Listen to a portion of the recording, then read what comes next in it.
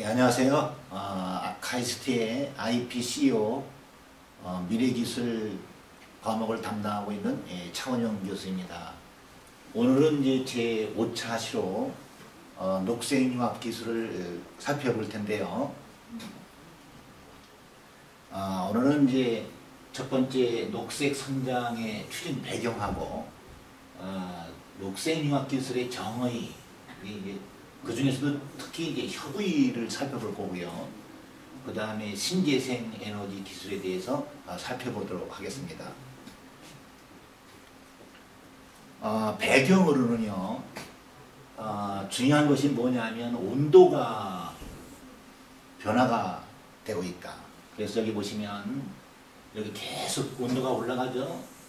그래서 지난 100년간 0.74도로 상승해서 14.74도가 됐습니다.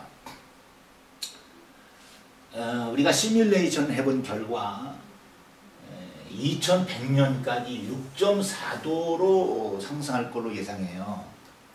그런데 이제 문제가 있어요. 2도 상승하면 생태계의 20%가 멸종위기에 처해요. 그래서 이게 전 세계 지금 뭐 과학자들, 그 다음에 환경과학자들이 아주 지금 심각하게 생각하고 있는 거죠. 자, 우리나라를 보면 지난 100년간 1.7도가 상승했어요. 이 해수면이 올라가고 있다라는 것은 북극에 이제 여러분들 빙하가 녹는다든지, 그래서 이제 해수면이 올라가는 거죠. 제주도 사시는 분들은 아마 아시겠지만 옛날에는 귤이 서귀포 지역에서, 그죠? 이게 해안가 지역에서 귤이 많이 생산되고 또 해안가에서 생산된 귤이 맛이 있었어요. 그러니까 이제 온도가 자꾸 올라가니까 이 귤들이 이 한라산 고산 지역으로 막 올라가는 거죠. 그래서 결국은 어디까지 왔냐면 전라남도까지 왔어요. 전라남도에서 귤이 생산돼요. 안동의 사과, 그것도 옛말이 되는 거죠. 안동의 사과가 자꾸 북진하고 있어요. 그래서 대략 한 50년, 100년 되면 아마도 북한의 개마고원에서 귤이 생산될 가능성이 상당히 크죠.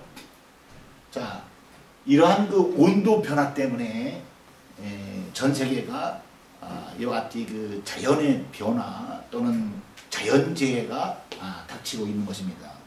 그러면 그 이유는 뭘까요? 한마디로 얘기하면 우리 인간들이 에너지를 많이 써서, 그래서 사실은 온도가 올라가는 거예요. 그래서 여기 보시면 이 에너지 수급량이 여기 계속 올라가죠. 그래서 이 2007년도에 그 IEA 자료에 의하면 IEA 세계 총에너지 공급량이 120억 톤인데, 그러면 이산화탄소가 289억 톤이 나와요. 그러니까 우리가 에너지를 쓰면 쓸수록 거기다가 곱하기 2.4배를 하면 이산화탄소 배출량이 나오거든요.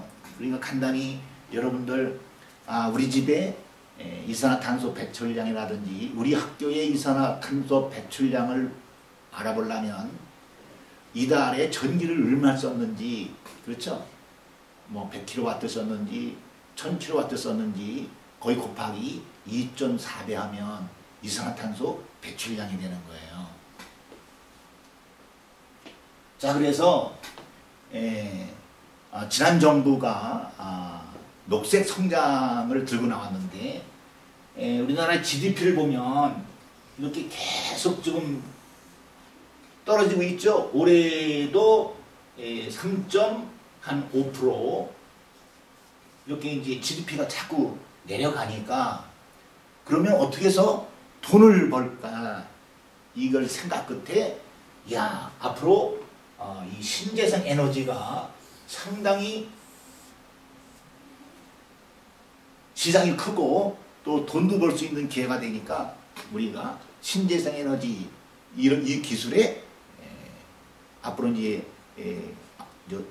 투자도 하고, 이걸 바탕으로 우리가 새로운 경제도 살리는 성장을 해야 되겠다. 그래서 이제 녹색 융합기술의 그 협의의 정의를 볼게요. 녹색 융합기술에. 자, 그러면 여기 보시면 재난재해가 일어나죠. 그 원인은 뭐냐? 온도 상승에 있다 그랬죠. 그러면 온도 상승이 어떻게 일어나는 거냐? 원리, 이건 원리. 바로 온실 효과가 무슨 뜻이냐면 이게 그린하우스예요. 그린하우스. 그린하우스가 우리말로 뭐예요? 번역하면 이게 비닐하우스예요. 여러분들 그 농촌에 그 뭐 배추를 기른다든지 오래작물을 이제 기른다든지 하면은 비닐하우스에서 기르죠. 이 비닐가 열을 방출을 못 시키게 하는 거예요. 태양의 에너지의 열, 이거는 흡수를 시켜요. 그래서 여러분들 비닐하우스에 들어가면 상당히 뜨겁죠? 자, 그 비닐 역할을 누가 하냐?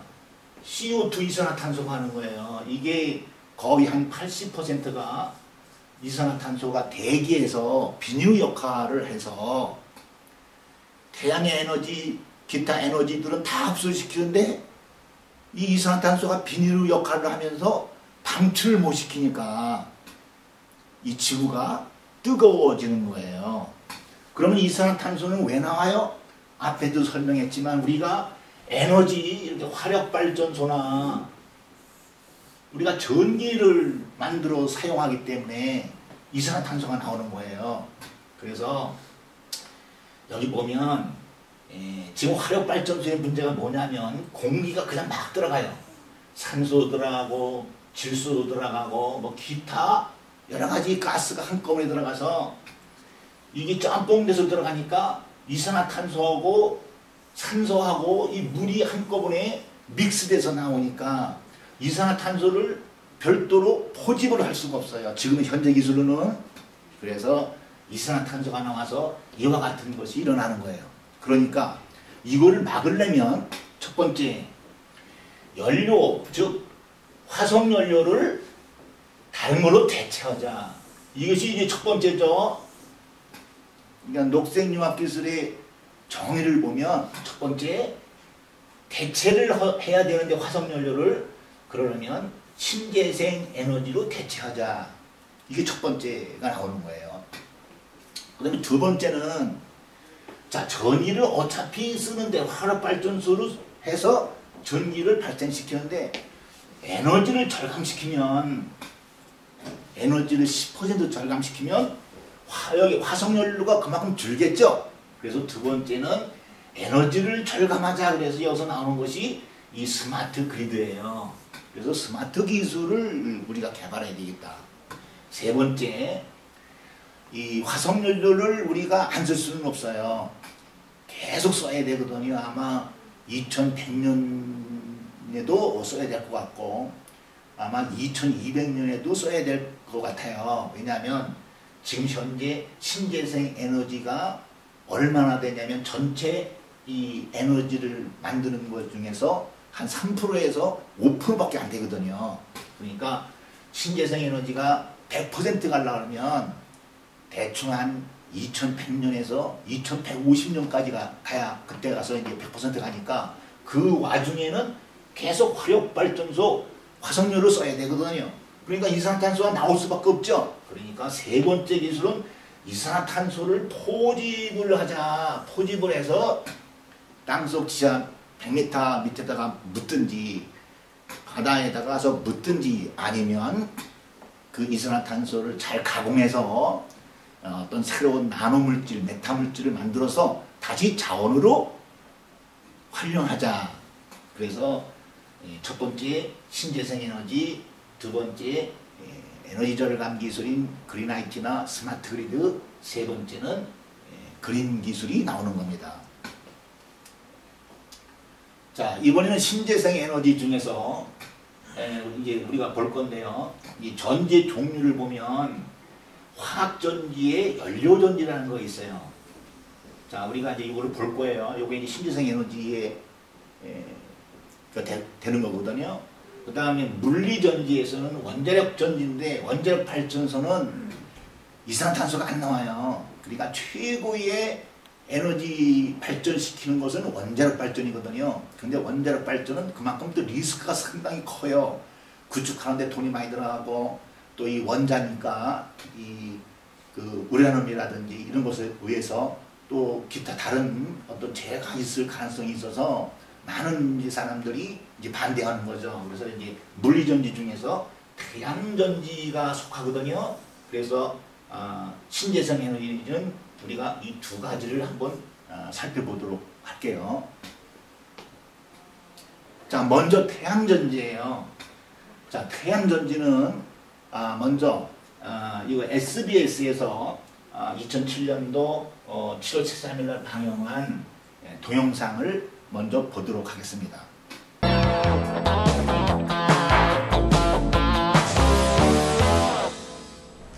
국내 연구진이 식물의 광합성 원리를 이용한 세계 최고 성능의 플라스틱 태양 전지를 개발해 청정에너지 개발 경쟁에서 우위를 점하게 됐습니다. 이정국 기자입니다. 광주과학기술원 이광희 교수님이 만든 얇은 필름 모양의 태양 전지입니다. 작은 빛을 쪼이기만 해도 회전 날개가 돌아가고 액정 화면도 작동합니다. 이 태양 전지의 재료는 기존의 실리콘이 아닌 플라스틱입니다. 광합성을 하는 식물의 잎사귀와 같은 구조를 갖고 있어서 빛을 받으면 얇은 막 내부에 전기가 만들어집니다. 미국과 일본의 연구진이 개발한 플라스틱 태양 전지는 빛의 가시광선만을 흡수해 에너지 효율이 4% 정도로 낮았습니다. 그런데 이 교수팀은 적외선을 흡수하는 막을 추가로 개발해 두 개의 막을 하나로 겹치는 데 성공했습니다. 마치 건전지가 직렬로 연결되면 전압이 올라가듯이 에너지 효율이 6.5%로 향상됐습니다.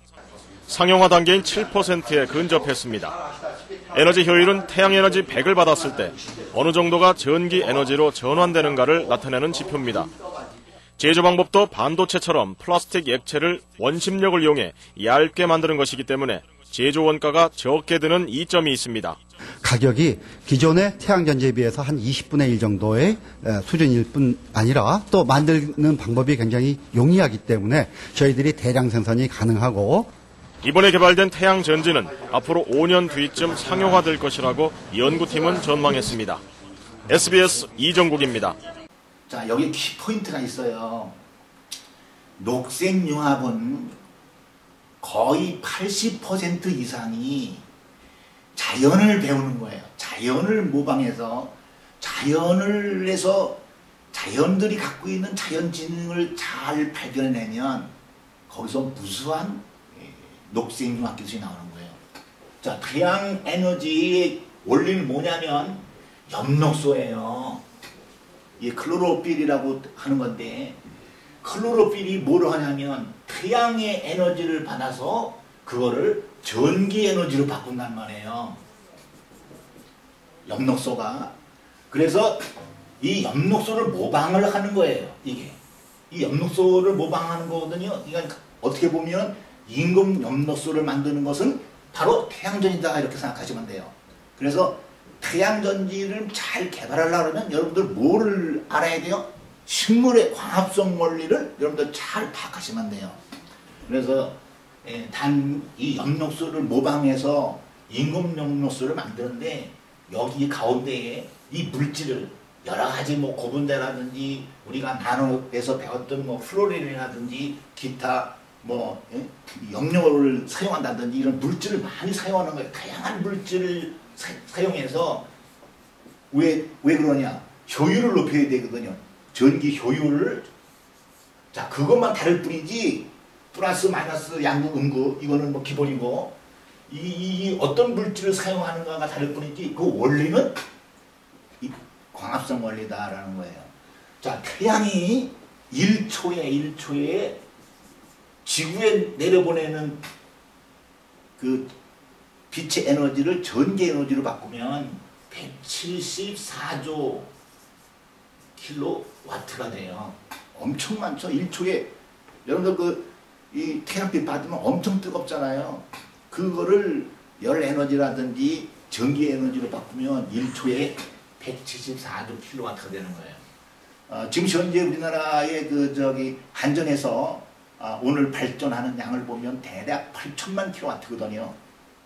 그러면 이걸 1년으로 계산하면 지구가 만년을 쓰고도 남는 에너지다라는 거예요. 만년을 쓰고도 남는 에너지다. 그래서 이 태양 에너지에 도전을 해야 된다라는 것을 알 수 있겠죠. 자, 그런데 태양 전지에 도전해야 되는데, 자, 물질을 뭘로 쓸 거냐? 1세대는 결정령이라고 그래요. 그래서 이 결정령은 뭐냐면 전부 실리콘이에요. 실리콘. 그 다음에 2세대에서 3세대로 가면 이제 방막, 신필름이죠. 얇은 그 필름으로 사용하는 거예요. 또는 여기 보시면 오가닉, 이런 같이 나노 물질. 그래서 이제 여러분들은 2세대 말고 한 3세대에 도전하시면 승산이 있죠. 승산이 있는 거예요. 이쪽은 1세대는 미국이라든지 일본이라든지 유럽, 이 사람들이 이 실리콘을 꽉 잡고 있어요. 그러니까 이쪽에 도전하면 안 되겠죠. 우리는 이제 효율은 상당히 낮지만, 효율이 낮다는 얘기는 그만큼 효율을 높일 수 있는 가능성이, 포텐셜이 상당히 있다. 그래서 여러분들은 이쪽에 도전하셔야 돼요. 왜 이쪽에 도전해야 되냐면, 이 실리콘은 딱딱해요. 투명하지가 않아요. 쉴 수가 없어요. 그러니까 여러분들 지금의 현재 그 태양 발전을 보면, 지붕에다가 설치하는 걸 보면 모든 게 일방향이잖아요. 일방향. 그죠? 일방향. 그래서 이 동쪽에서 태양이 뜰 적에, 또 이 중앙에 뜰 적에, 서쪽으로 뜰 적에 다 이거 태양의 빛을 전기 에너지를 바꾸려고 하면 쉬게 만들면 좋겠죠? 여러분들 지붕 위에다가 쉬게 이렇게 설치해주면 그냥 낮 동안에는 다 받을 수가 있을 거 아니에요. 그래서 이건 쉬질 못하는데, 이쪽은 뭐예요? 전부 쉰다. 쉬고 투명하기 때문에 여러분들 태양 발전을 설치할 적에 디자인을 아주 플렉서블하게 쉬게, 또는 밴더블 쉬게 설치할 수가 있기 때문에 여러분들은 이쪽에 3세대에 도전하시면 승산이 있겠다. 자, 태양전지는 여러분들 보시면 빛은 어떻게 되어 있냐면, 여기 감마선 상당히 짧죠, 파장이.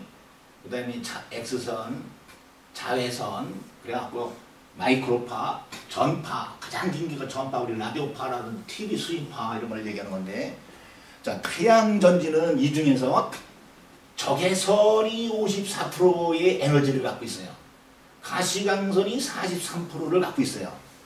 그 다음에 자외선은 3%를 갖고 있어요. 그러나 지금까지 태양전지는 적외선을 잡아내든지, 또는 가시광선을 잡아내든지, 자외선을 잡아내든지, 이렇게 따로따로 놀았거든요.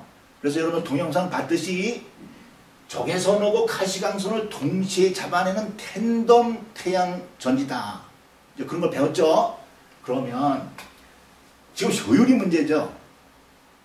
효율을 100% 끌어올리려면 모든 빛을 다 흡수시키면 무슨 색깔이 돼요? 여러분 검정색이 되죠? 모든 빛을 다 흡수하면 검정색이 되고, 모든 빛을 다 반사시키면 무슨 색깔이 돼요? 무색이 돼요. 무색을 우리가 그냥 흰색이라고 하는데 그냥 무색이에요. 그래서 이 모든 빛을 흡수시키는 가장 검은 물질을 발견해내서 이걸 갖고 태양전지를 만들면 그만큼 효율이 높아지겠죠. 바로 랜슬로 공대의 탄소 나노튜브 실린더가 한 예가 될 거예요. 자, 여러분들 이와 같은 검은 물질에 한번 도전해 보세요. 자, 다음은 이제 수소 연료인데, 수소를 사용하자는 거예요. 수소. 뭐 대신에? 가솔린 대신에. 우리 자동차에 가솔린을 넣죠. 그 대신에 수소를 넣어서 이렇게 이제 플러스 마이너스 극이 있으면 수소가 여기서 이온이 돼요. 그래서 수소 이온은 그냥 통과되죠.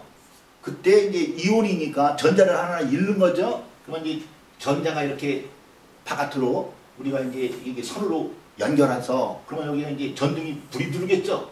이거를 이렇게 배터리로 저장시켜서 그래서 이제 자동차에 모터를 돌려갖고 자동차 바퀴를 돌려서 자동차를 가게끔 하자는 거예요. 가솔린 대신에 수소연료를 이용한다는 것은 수소연료를 이용해서 배터리를 만들자 이런 얘기예요. 자, 그러면 수소가 여러분들 우리 지구상에는 수소가 아주 적어요. 0.04% 정도밖에 안 돼요. 어디로 나가면 수소가 많아요? 우주로 나가면 많죠? 우주는 거의 90%가 수소로 이루어졌단 말이에요. 그렇다고 우주로 나가고 우주선 쏴갖고 올라가서 우주에서 수소를 모으는 거 엄청난 비용이 들겠죠? 수소는 그 대신에 공기 중에는 얼마 없지만 어디에 많이 있어요? 물에 많이 있단 말이에요.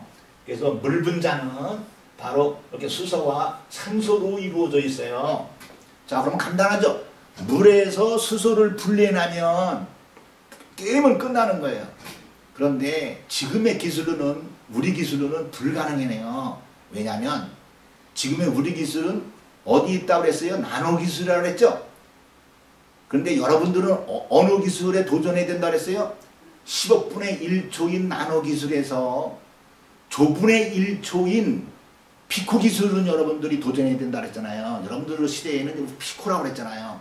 자, 우리 시대에는 나노고 여러분들 시대는 조분의 1초를 다루는 시대가 이제 도래할 거예요. 왜 그게 중요하냐면 수소와 산소는 만나면 조분의 1초에 결합을 해요. 그러니까 우리 시대에는 10억분의 1초를 제어하니까 이걸 1000배 빨리 결합을 하니까 물에서 수소와 산소를 분리시킬 수가 없어요. 그래서 우리는 뭘 보는 거냐? 자연을 보는 거죠. 식물을 보니까 또 뭐예요? 광합성 원리들아 이거예요. 아까 이 태양빛을 전기 에너지로 바꿨다 그랬죠? 태양전지. 그 전기를 이용해서 뿌리에서 물을 끌어올려서 20도나 마이너스 10도나 36도나 온도에 상관없이 얘들은 물에서 수소와 산소를 쉽게 분리시키더라. 그래서 결국은 뭐냐? 수소연료도 인공염록소를 만들자는 얘기예요. 그래서 인공염록소를 만들어서 자동차 트렁크 뒤에다가 처음 물을 가득 채우고 여기에다가 인공염록소를 넣으면 인공염록소가 물에서 수소와 산소를 분리시켜서 수소를 빼내서 파이프로 연결해서 배터리를 만들면 뭐가 되는 거예요? 물로 가는 자동차가 10년 내에 만들어질 가능성이 상당히 높다. 제가 지금 말씀드리는 거는 완전히 진짜 100% 수소연료를 설명드리는 거예요. 그 와중에는 가솔린도 써야 되고 또 수소연료도 써야 되고 그걸 갖다가 하이브리드 자동차라고 해요. 여러 가지를 쓰는 거 하이브리드 자동차로 할 건데 진짜 순수한 수소연료로 가는 자동차는 물로 가는 자동차라는 것을 여러분들이 아시면 돼요. 그러니까 결국엔 또 이 식물의 이 광합성 원리를 이용해서 인공염소를 만드는 거다. 이거 중요한 거고 또 여러분들 시대에는 피코 시대로 이제 도달하니까 피코 시대에 도착하면 진짜 물에서 수소와 산소를 분리시킬 수도 있고 수소와 산소를 결합시켜서 여러분들 시대에는 물을 만들 거예요. 자, 물만 만들면 게임은 끝나는 거예요. 그렇죠? 물을 만들 수 있는 여러분들이 되기를 기원합니다. 자, 이번에는 바이오연료인데 또 식물이에요. 식물들은 뭘 갖고 있냐면 나뭇잎에, 식물 잎에 섬유소가 있어요. 셀룰로즈 섬유소가 있어요. 섬유소는 뭘 포함하고 있냐면 설탕을 포함하고 있어요. 설탕. 5탄당, 6탄당이라는 설탕을 포함하고 있어요. 자, 이 설탕을 발효시키면 뭐가 돼요? 석유가 되는 거예요. 이거를 발효시키면 뭐가 되냐? 이 섬유소가 바로 뭐가 되냐면 석유가 돼요. 여러분들 왜 저기 사우디아라비아 중동에는 왜 석유가 많이 나는지, 러시아는 왜 석유가 많이 나는지, 미국에는 왜 석유가 많이 나는지 그거 이제 원리를 알았죠. 그러니까 대충 말씀드리자면 옛날에 이 메소포타미아 지역에는 산목나무라고 키가 한 120m, 130m 되는 나무들이 상당히 빽빽하게 많이 있었어요. 그런데 그것이 아마도 홍수죠. 노아의 대홍수로 전부 물에 잠기고 땅속에 묻혔겠죠. 땅속에 묻혀서 다른 것은 전부 썩어서 없어져도 식물에 있는 나뭇잎에 있는 뭐가 발효가 된 거예요? 섬유소가 발효가 돼서, 그래서 그냥 땅 1m만 파면 그 중동에는 석유가 막 나는 거예요. 자, 그러니까 이제는 뭘 하는 거예요? 우리 과학자들이, 야, 그래? 그러면 진짜 석유를 만들자. 그래서 섬유소를 잘게 쓸어서, 이게 발효기죠? 여기다 넣어요. 섬유소를 잘게 쓸어서, 그리고 빨리 분해달라고 여기다 미생물을 잡아넣어요. 그러면 이렇게 꼭대기에는 석유가 뜨고 물은 아래로 가라앉겠죠? 그래서 요거를 잘 분리하면서 우리가 연료를 사용하자. 이것이 바로 바이오 연료입니다. 그러니까 이것도 원리가 또 뭐예요? 식물들이 갖고 있는 광합성 원리를 이용한 거다. 자, 이렇게 해서 이번 5차 시간에는 우리가 녹색 성장의 추진 배경을 알아봤고, 녹색 융합기술의 효의 정의, 그 다음에 신재생 에너지 중에서 태양전지, 수소연료, 그 다음에 바이오연료에 대해서 살펴보았습니다. 감사합니다.